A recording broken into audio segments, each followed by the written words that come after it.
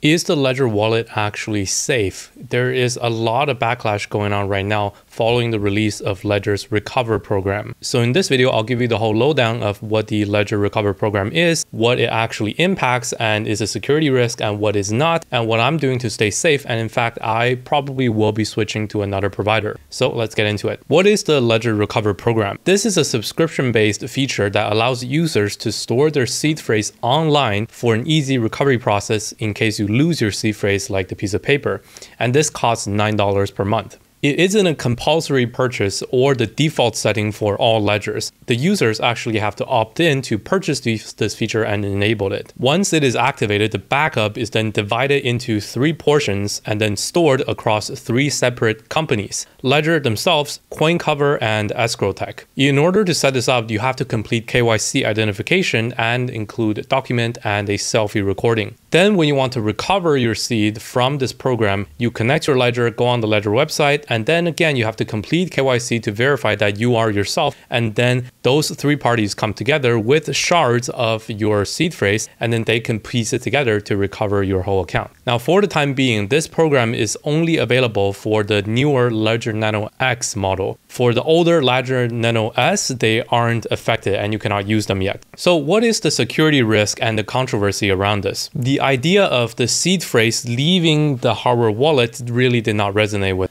And we cannot blame them because, in fact, Ledger themselves have said before on Twitter to answer questions, they said your private keys never leave the secure element chip on the device, which has never been hacked. This secure element is third-party certified, it's sealed, it's air-gapped, and the technology is the same as the ones used in passports and credit cards. So they have always advertised this way, that your private key is only stored in the device and it cannot ever leave the device. But now with this Ledger Recover program, even though the program takes your seed and splits it into 3 shards, encrypts them and send them to trusted third-party providers, and it's gated through KYC, and they do all this consent where you have to opt in, there is still now a path within the software of Ledger that can take the seed phrase or the private key out of the secure element and upload it to other third-party providers. So CZ from Binance also chimed in here. So the seed phrase can leave the device now.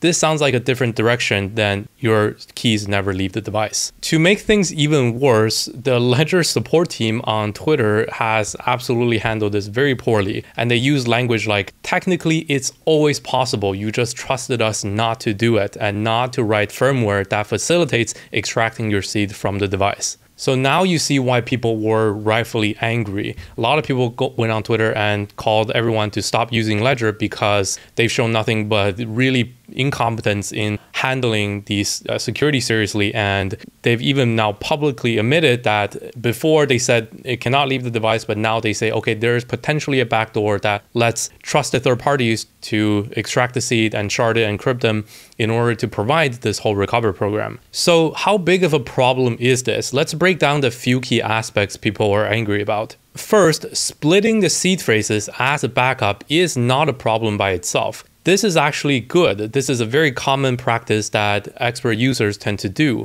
They split up their seed phrase and diversify the risk of having a single point of failure like one seed phrase paper. Even Vitalik himself stores his personal Ethereum and all his wealth through this method, through splitting up his seed phrase, just in case some pieces are lost or some pieces are compromised, the other parties can still come together and restore the wallet. So splitting seed phrases is not a problem. Now, the Ledger Recover program and the KYC and how people are worried about data leaks, I don't think this is a problem either because the program is opt-in. Technically, all you have to do to not engage yourself with KYC and leak your information is to not opt into the program. However, even though this program is optional, I still highly encourage everyone to not use it because once again, once your seed phrase is backed up, there is no going back. And of course, what if someone steals your identity and passes KYC with the recovery providers? Then they could just restore your wallet and steal your funds. It is no longer secured by mathematics and cryptography.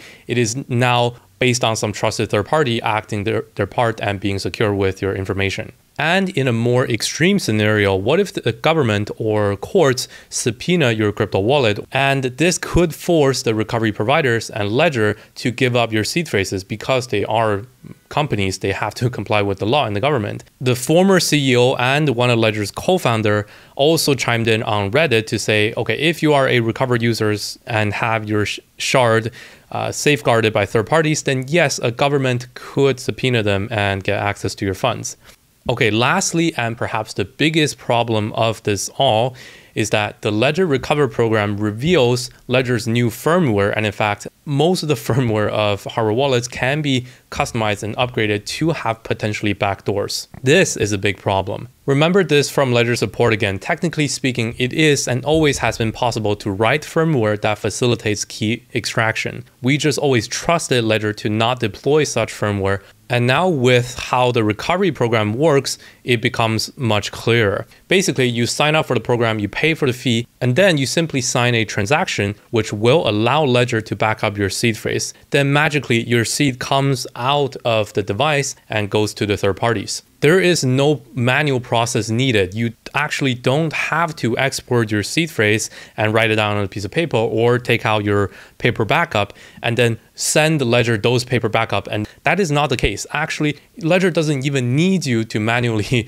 give them seed phrase. As long as you say they can, all of a sudden the seed phrase comes out. This is a big problem that gets so many people angry about Ledger's new firmware. If you didn't know, the biggest and most unique security promise of Ledger for the longest time is their secure element. The key aim for these chips is to store data in a way that is inaccessible to malicious parties. And even when they get access to your physical device, they still cannot gain access using physical attacks. For example, fault injections or attacks performed with a high precision laser, electromagnetic injection, voltage and clock glitching, and more. Now, I'm not an expert, but those sound pretty scary. And knowing that there's a secure element there where as long as the seed phrase stays in there, even if someone gets access to the wallet, no matter what they can tamper with, they cannot extract that information. That is very secure. But now with the recovery program, you see how this promise has been broken. Again, you don't even need to give them the seed phrase yourself. As long as you say to Ledger that, okay, I opt into the recovery program, they can all of a sudden take out the seed phrase from your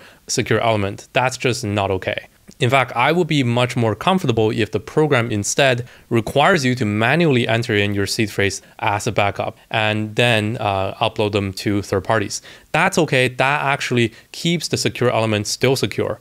And in fact, Trezor has this exact same recover feature, which is called Shamir backup. But in the case of Trezor, you actually have to manually upload your backup seed phrases, and then you can choose to distribute however you want the shards. For example, you might upload one to Google Drive, you might upload one to your bank security deposit, you might give one to your close friend.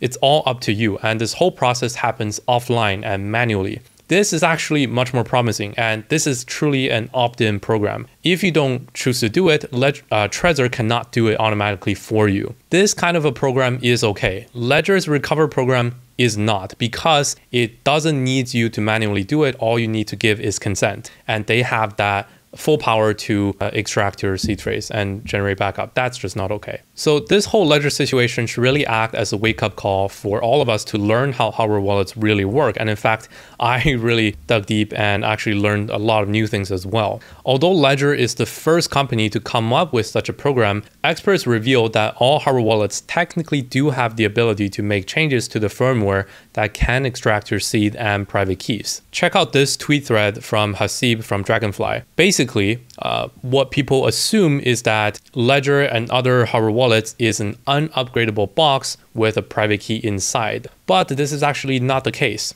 Nowadays, blockchains and cryptocurrencies are very complex. There are all kinds of new blockchains coming up, new algorithms, new applications coming up. Ledger and all other hardware wallets like Trezor, whatever you use, constantly need to update their firmware. Now, this firmware always sits alongside where the seed phrase and private keys are secured. So in principle, every Ledger app that is newly built and loaded onto your Ledger or any other hardware wallet, in fact, can extract the private key on your device. So yes, you're trusting Ledger to not have a backdoor and to not use this ability. But at the same time, whatever crypto hardware wallet you use, you're always trusting them to not put this firmware in. Despite all the controversy, from a real user perspective, hardware wallets still provide the best security and convenience combination. Using an exchange or hot wallet, it's simply always going to be more risky than a hardware wallet, as your keys are directly exposed to the internet and third party at all times.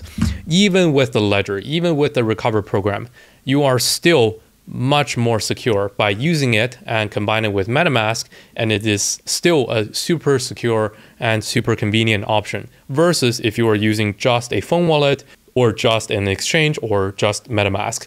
Using Ledger is still way more secure than these other options. However, if you're trying to store coins for a very long time and you don't care about convenience and you just want to store them completely offline, physical backups like paper wallets or things like steel backups that store your seed phrases as steel characters, these are actually a bit more secure and long lasting. And you know that there are no firmware updates to a paper or to steel, so you know that nothing can actually go wrong. Personally, I still use a hardware wallet for my everyday use and long-term storage, and I will continue to do so. It is still the best option for me. Now, I have been using Ledger for the past 6 years. It has never gone wrong with me, and I have always had a pleasant experience with them. However, this incident is really the first time that I'm seriously considering switching for good. Now, the best option right now, in my opinion, would be the Trezor Model T. Although Ledger and Trezor both have the same firmware trust issues that technically could install backdoors, Trezor does have one super important and super good benefit over the Ledger, which is that Trezor is open source. The Trezor firmware and all of their updates are open source, whereas the Ledger firmware is closed source. The software is closed source. What does this mean? It is not just true for Ledger, but Trezor, in theory, could also push a rogue firmware that allows key extraction. However, because all of their software is open source and anyone can check every single line of code that is put into the Trezor device, for the savvy users, they can actually download all of the code, compile it, and verify the code themselves to make sure that there's absolutely no backdoor in there whatsoever. With the Ledger, you cannot do it. Ledger will put out changelog and say, okay, these are the new things put in, but you cannot verify that those are all the features. There could be hidden features and we cannot verify. Now, I'm not saying everyone will and should go and verify all of the firmware updates with their Trezor device. We just aren't all developers and we don't have the abilities. In fact, 99% of all of the hardware wallet user base would just accept every single firmware update whenever they come. But because it is open source, there are penetration testers and white hat hackers out there that are actively checking all of the open source firmware updates coming to Trezor and making sure that everything checks out. So in that front, you are not trusting Trezor as much, and not Trezor alone has decision on all of the firmware. Everyone else can actually see all the software. So with this in mind, for this firmware kind of key extraction backdoor scare, if you are scared about that from this Ledger Recover program, using a Trezor is a better option. Now, there are some other wallets that people have been recommending. For example, the Grid Plus Lattice, which is a big device that stores your seed phrase on a card and sits on your desktop. And there's also the Keystone, which I have tried before, but I don't have a full opinion on it yet. And also the SafePal, which is Binance's hardware wallet. I also have this device, but I haven't tried it yet. These brands, I think they are legit. They're all really big companies. And a lot of them claim to be also air-gapped and open source and more secure than Ledger. But to be honest, the best security, in my opinion, comes with the test of time. So the longest time that a wallet can stand without having an incident, without being hacked, that is the best security possible. With this in mind, this is why Ledger and Trezor have always been my two top choices when recommending and choosing a hardware wallet. These are the two I actually use. Now that I want to actually ditch the Ledger, I probably would switch to a Trezor for now and recommend the Trezor to everyone. That's not to say there are other options out there. So I do have the Keystone, I have the SafePal, and I will be giving a full deep dive and comparison of all of the top hardware wallets on the channel coming soon. So stick around and subscribe to the channel if you want to see that. Okay, in summary, the new Ledger Recover program, you definitely should not use it. It is really a bad design, and once you enable it, once the backup goes online to trusted third parties, you cannot go back. Think of cases where someone steals your identity and fools the KYC, or if the government or courts subpoena your crypto wallet, Ledger might just have to comply and give them the seed phrase. For me personally, I most likely will be switching to a Trezor at the moment, because Trezor does have a open source firmware that we can all verify to not have backdoors. And Trezor is just as OG as Ledger and have about 10 years of experience now in the hardware wallet space of not being hacked. The one downside of Trezor is that it doesn't support as many blockchains. For example, Solana, Polkadot, Cosmos, I don't think those assets are supported. Lastly, I just want to say, do not over-exaggerate how hardware wallets are no longer secure and you are always trusting hardware wallet providers with your seed phrase anyways. That isn't actually the case. Even if I only had Ledger to use, I would still use it against using a phone wallet, desktop wallet, or Exchange or Hot Wallet or MetaMask. I just wouldn't use the Recover program, but I still think using a Ledger with MetaMask is way more secure than using MetaMask alone or using a phone wallet alone. So hardware wallets are still very good options and you should definitely have one, but just consider your best options right now probably will be Trezor. Okay, that's it for this video. I hope this has been helpful. And if you want more deep dive videos and market insights like this one, check out our free newsletter on virtualawaken.com. Every week I write about market events, the hottest narratives, and my personal investing insights, and often tutorials just like this one. Thanks for watching, and I'll see you guys in the next one.